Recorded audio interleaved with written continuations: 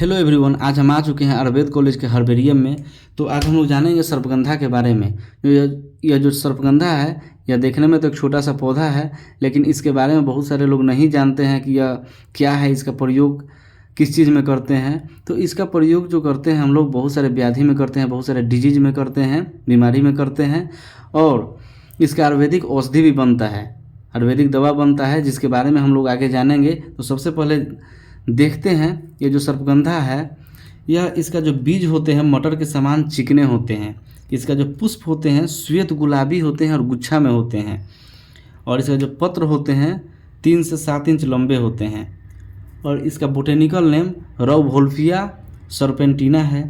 Family Apocynaceae. इसको अलग अलग नाम से भी जानते हैं, जैसे धवल विटप, सर्पगंधा, चंद्रमार, सुगंधा।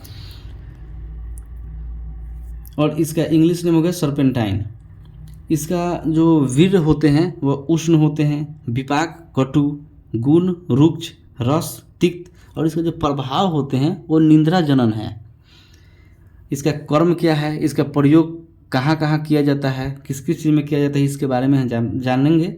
तो यह कफ वात शामक है, कफ और वात को समन करता है। उत्तम मस्तिष्क शामक और निंद्रा जनन है, नींद भी लाता है और मस्तिष्क को समन करता है।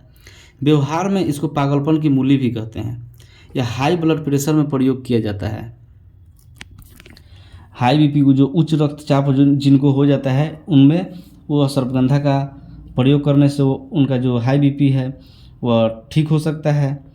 फिर यह जो सर्पगंधा की मूल का रस या अर्क उच्च रक्तचाप यानी हाई ब्लड प्रेशर की एक बहुमूल औषधि है। घबराहट और पागलपन के उपचार में भी सर्पगंधा की मूल का प्रयोग किया जाता है। और सर्पगंधा हमारे मानसिक तनाव, चिंता को कम करने में बहुत ही सहायक है।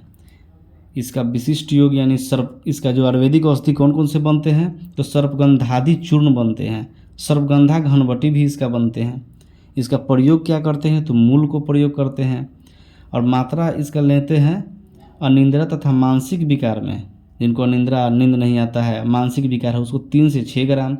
और जिनको हाई ब्लड प्रेशर है उनको 1 से 2 ग्राम।